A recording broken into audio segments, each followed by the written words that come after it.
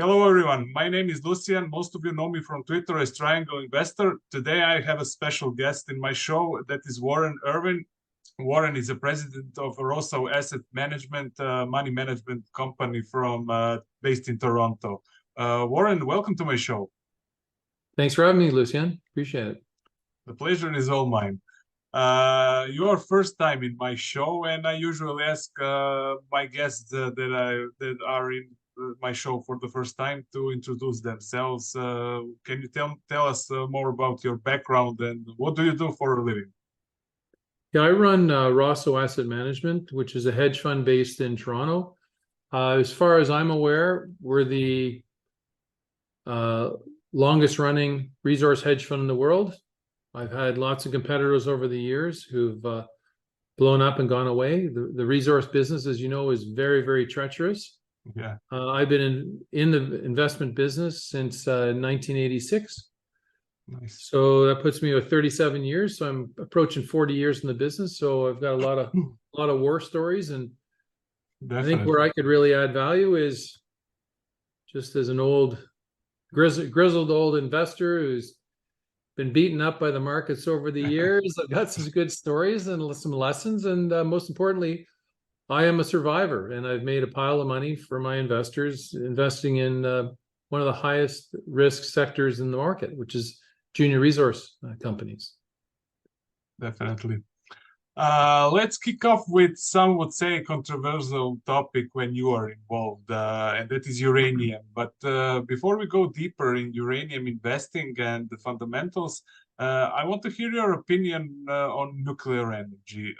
Is the nuclear energy the solution for the next few decades?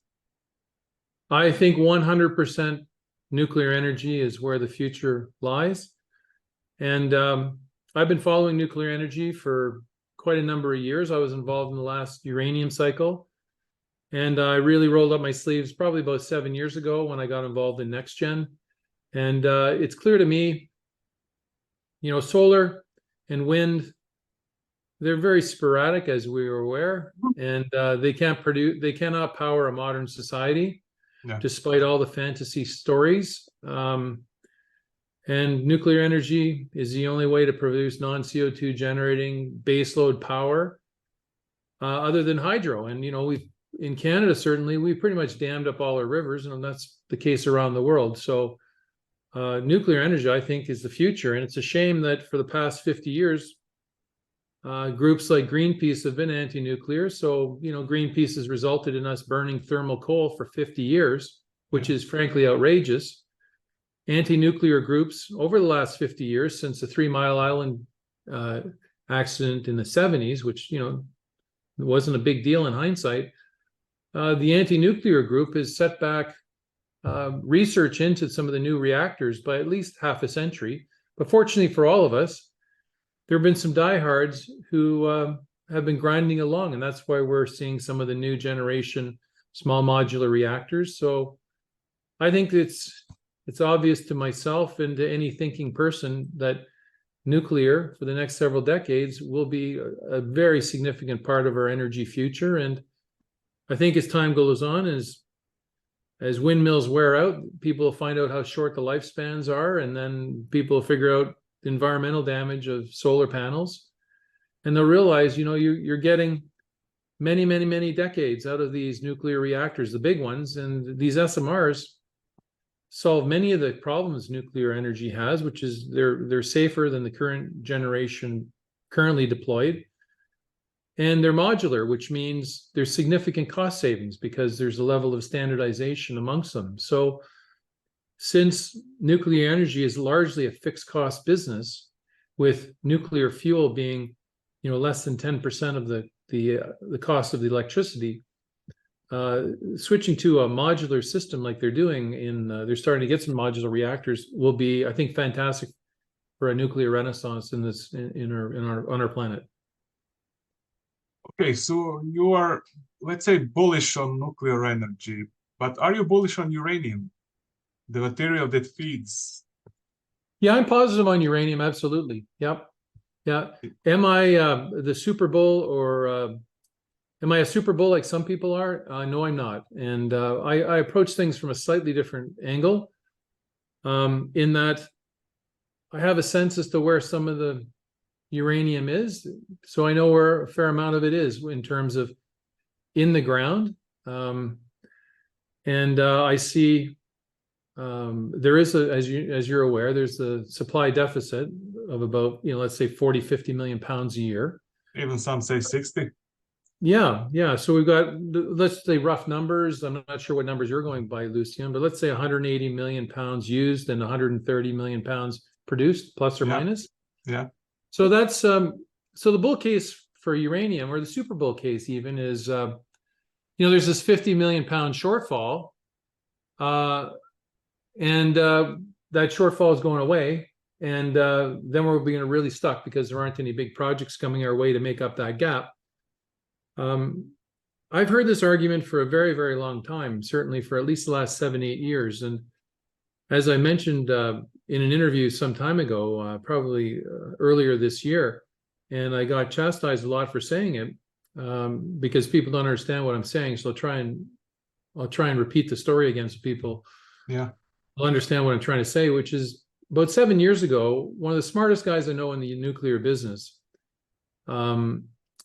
and he deals with the creme de la creme of everybody. And he told me back then, when I was reasonably quite bullish on uranium, he said, look at the supply demand fundamentals. Eventually, we're going to run out of secondary supply. And he said, Warren, there's 1 billion pounds of uranium floating around. It'll be a long time before that's used up. Well, here we are 7 years later. And we've used, assuming a deficit of 50 million pounds a year, that's 350 million pounds have appeared out of nowhere. In addition to that, between Yellowcake and Sput, Sprott Uranium Trust, sucking up another, what's it, about 70, 80 million pounds. That's a lot of pounds. That's over 400 million pounds have appeared out of nowhere and hit the market. Nobody knows where it came from. And so I was cautioned 7 years ago that you really have to watch these supplies, and nobody knows where they are. Nobody knows where the supply is coming from. And here we are. We've eaten, probably, if my buddy was correct, we've eaten through about half of that. And so the secondary supply is possibly the biggest unknown in the uranium business. And so that is, I've been watching this for quite a long time. And whenever we have a deficit, the pounds seem to show up in the market and meet that deficit. So, but what do you think? Is it coming from the west or from the east? Where is it coming from? Who knows? Who knows? I occasionally get calls with people phoning me up and say, I've got 1 million pounds of uranium. Can you help me get off it? And I'm going, no. And then there's, the old ones I'm getting about, Warren, we've got X millions of pounds of uranium, and can you help us do something with it? We need money to reprocess it, to obtain some moisture. We just need to run it through a facility, and then we can sell it. And so I occasionally get those calls, and I never take anybody up on it. But there are little stockpiles of uranium around the world, and they've been feeding the market certainly for the last 7 years that I've really watched it closely. So the bull case, or the super bull case, is that we're running out of the secondary supply. And so what's happening is everybody's getting all excited about things. And it was fairly recently, back 2006-07 timeframe was when we had the big spike in uranium I think it was $138 a pound. And everybody wants to relive that. A lot of the people involved in the market that are rabid bulls right now want to relive that, but they actually never lived it in the first place. A lot of them, in fact, the vast majority haven't, because had they lived that, they probably wouldn't be wanting to relive it. Because you look at the story that's thrown out there by all the pundits that want to give an example of the riches that can be earned in uranium. They talk about Paladin going from a nickel or a dime to $8, but they neglect to tell you it went right back down to where it started at the end of the cycle.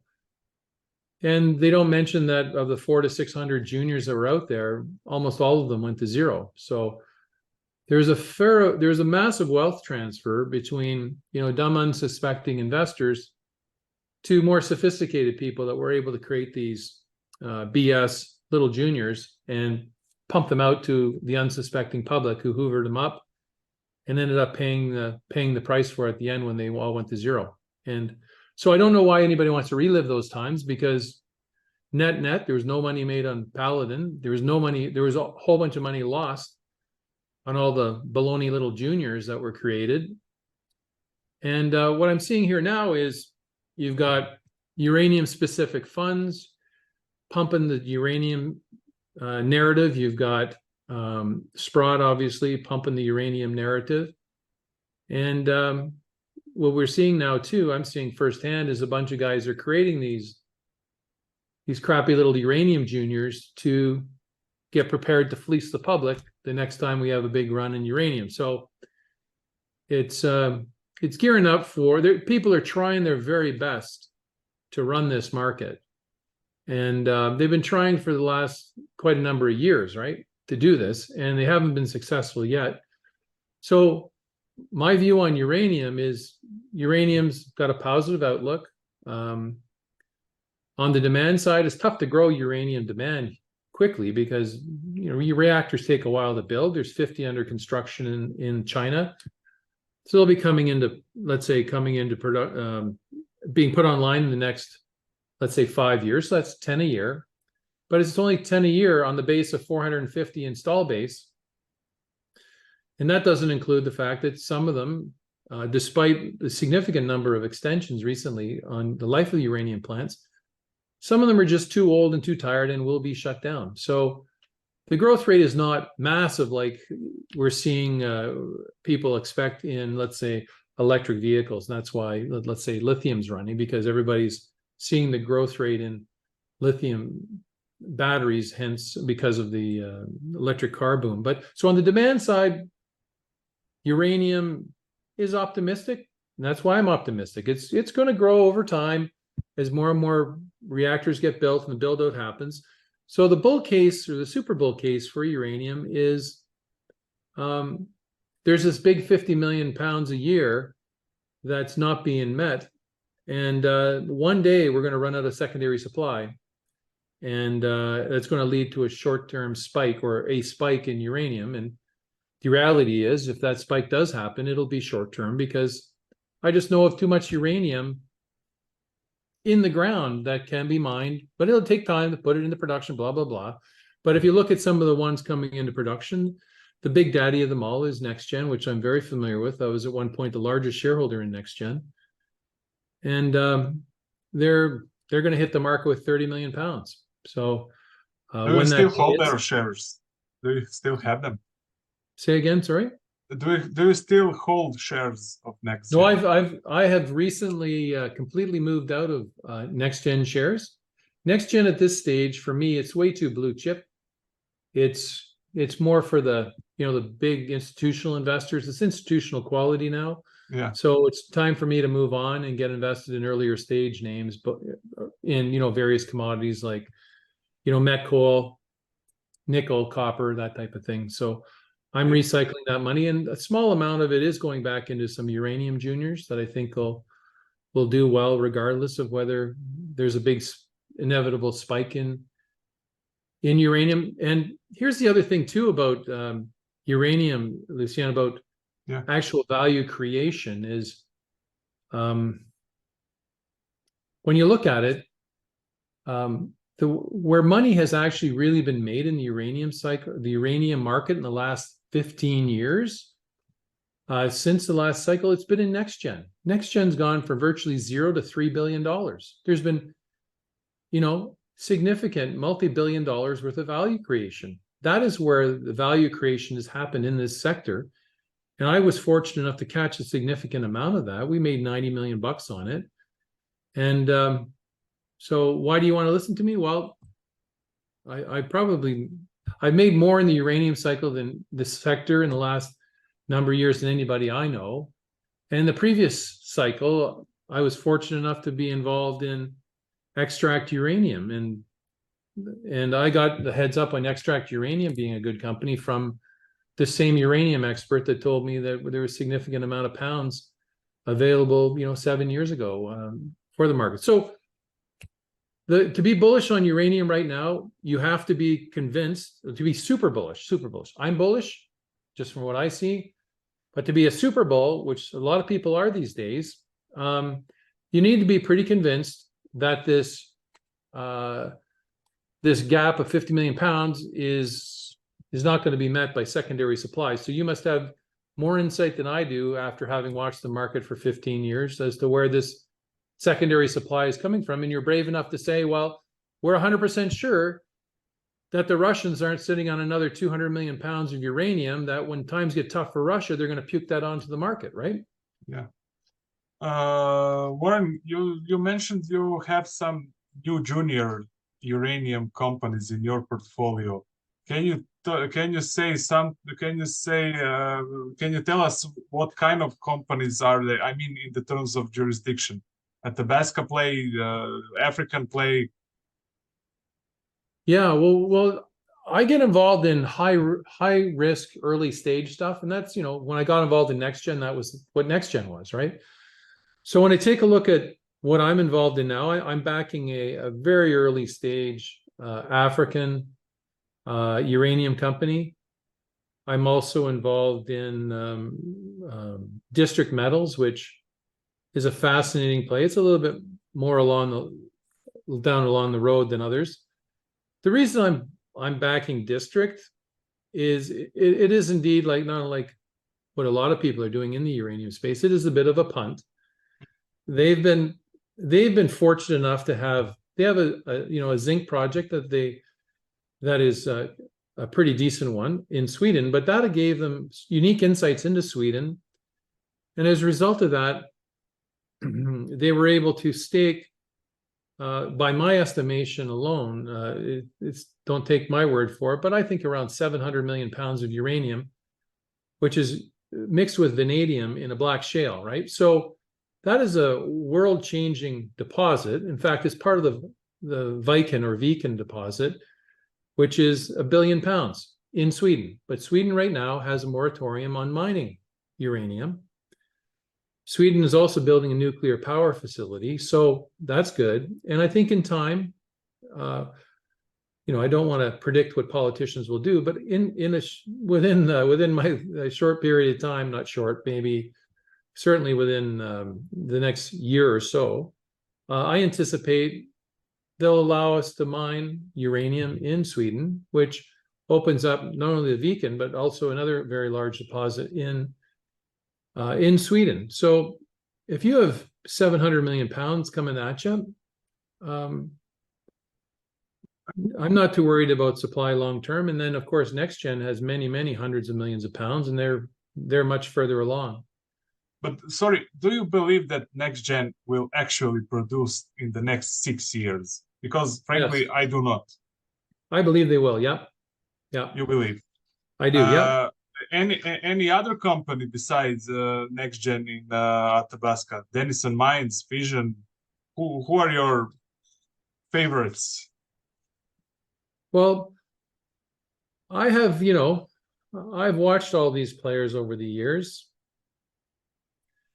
And, I have my views, which, I'm taking enough abuse right now, I think, than for me to say what I really think of some of these other juniors and why I think that. But I don't think it's a secret that I've had a battle with Fission over the years.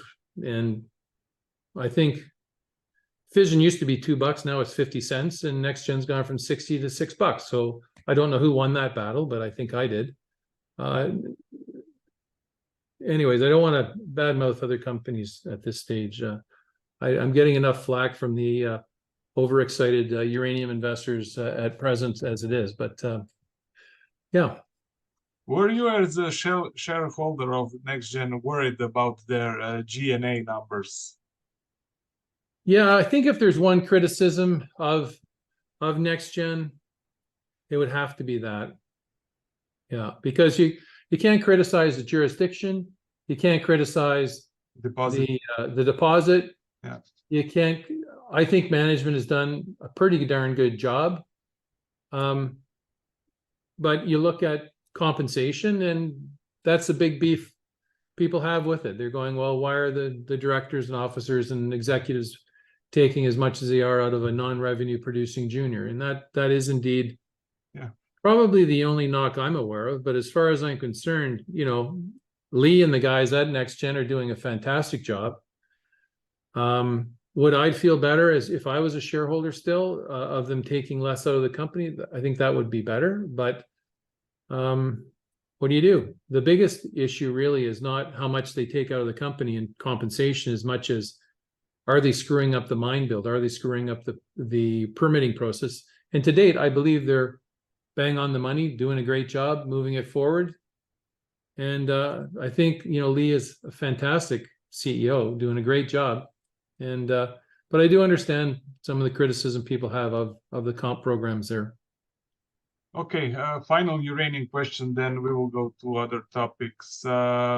So would you recommend uranium for a speculator with a 2 or 3 year time horizon to achieve 3x or 4x? Do you believe that is that will be a good investment for a speculator to achieve 3x, 4x, not 100x in the next 2 or 3 years?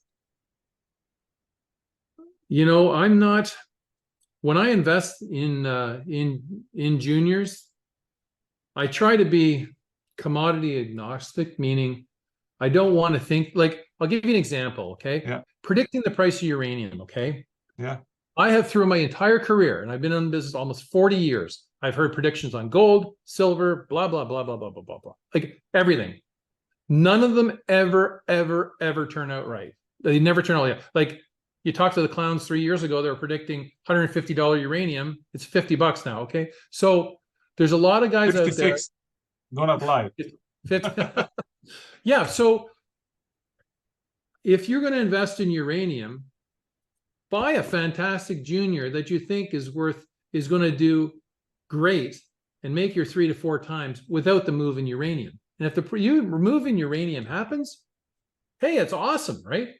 And I think, is there much downside pressure on uranium? No, I think uranium's going higher without, almost without a doubt. But, will it spike and give you the big 4 times return on a lousy junior? I wouldn't bet on that. I would find the juniors of tomorrow that'll be the next gens that'll make you 4 times your money in today's environment. And if your thesis in uranium, investing in a uranium junior is based on a higher price in uranium, stay away from it. Invest in the guys you think will make you 3 to 4 times your money and the current price, and you'll be fine. But and I'll give you an example on trying to predict commodities. I remember oil is the world's ultimate commodity, right?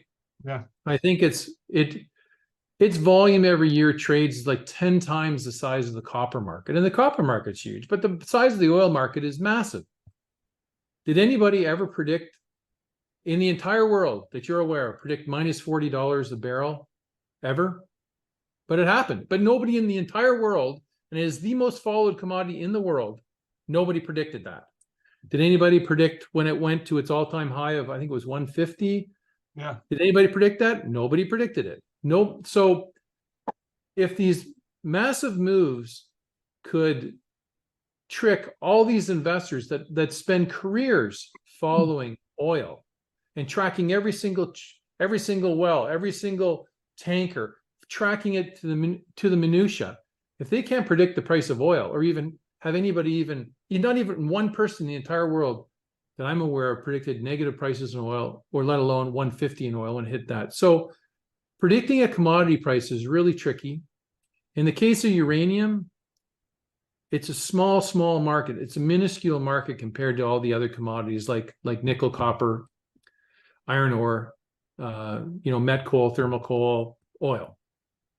So it's can be subject to manipulation. And I think that's what happened last cycle, which spiked it to 138, is the fundamental buyers took it to a certain level, and then the financial buyers jumped in. So the one bull case I'm hearing recently is Warren, the price of uranium is going to the moon because there's a whole bunch of new, Sprott equivalent trusts going to be set up at some point in Europe, and they're going to attract a whole bunch of money. Well, okay, great. So we're going to attract a bunch of money. Sprott already has, 60 million pounds at, let's say, 50 some dollars, is over $3 billion.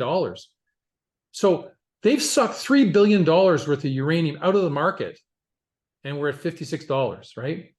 So how many more billions and billions and billions do we need to raise in these little trusts to get the price to move? So that is the question. And the battle is how much new money could come in to manipulate the market versus how much hidden supply that the Russians and people nobody in the world knows about has some sitting around going, yeah, we're not a seller at 56, but I'll tell you, we're a seller at 60, or seller at 65, and they'll start filling those bids from these new trusts that are being set up. And then at what point do these trust holders kind of get, tired of their investment?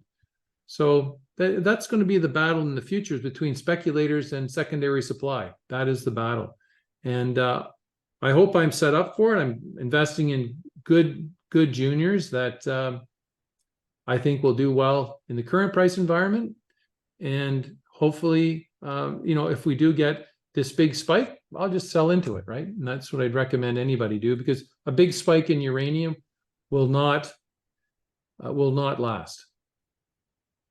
Warren, what's your take on, you touched on copper. I want to hear your thoughts about copper. I hear a lot of people bullish on copper. Saw a really good presentation recently. Robert Friedland. Yeah. He's fantastic. He's just the best promoter of copper in the world. Yeah, definitely. I agree. But then again, I remember Robert when he owned Boise's Bay, and he was the best promoter of nickel at the time. And you listen to Robert Friedland, and you would think, my God, this guy he's brilliant. He sees the importance of nickel and the growth. And back when I'd listened to him talk, I was a bit of a punk kid. It would have been in sort of early 90s, right? Saying, the growth in China, the need for stainless steel. They have the Chinese want to become first world country. Do you know how many air conditioners you need to build to do that? I heard the exact same lines 30 years ago from Robert. Robert, we hear right now, and he's probably the world's most fantastic mining entrepreneur. What he's done in Congo with Kamoa and Kakula is unbelievable. Yeah. It's just incredible copper deposits. Yes.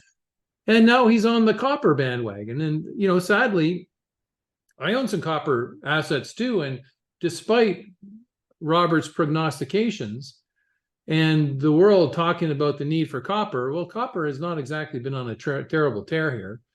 And, are people falling over themselves to be buying copper assets? I don't see it. Are they paying massive prices and premiums for copper assets? It's not happening. So the copper boom, despite all the pundits talking about this massive copper boom we're going to see, and how we need, I don't know how many new Escondidas every year we're going to run out of copper. Well, it's not happening yet at all. And I own copper, and I wish it would happen, but I know that the copper market's this big. The market for copper and electric cars is this big. So how I think you could triple the demand for electric cars, but then people talk about we got to build out the electrical infrastructure, which is absolutely true. Have you heard of the U.S. government saying we've got to rebuild their infrastructure electrically? No, I haven't heard that yet. And we need governments around the world to start building their electrical infrastructure to support EVs, but they haven't done that. And there's no use building your infrastructure if you don't have the nuclear power plants to produce the power to transmit to the cities to put in to charge your electric vehicles. So we're kind of not quite there yet. And someday we may be. And but there's lots of copper in the world. You just need, we crank the price a bit higher, and there will be a lot of projects which are uneconomic now that will be economic. So, we're definitely not seeing massive demand for copper at this stage yet. But, again, I'm positive on copper longer term. It's, we're going to need more copper, but right now, From what I could tell, there's no signs that anybody cares about copper. Got it. Thank you, Warren, for being my guest. I believe this show showed that you are not a uranium bear. You are a semi-bull, if I may call you like this. Yeah, Yeah. I'm bullish, but just not bullish enough for some people. Yeah. Thank you very much, Warren. It was my pleasure to speak with you, and I hope we will catch up sometime soon. Oh, thanks for having me, Lucian. Thanks. Cheers.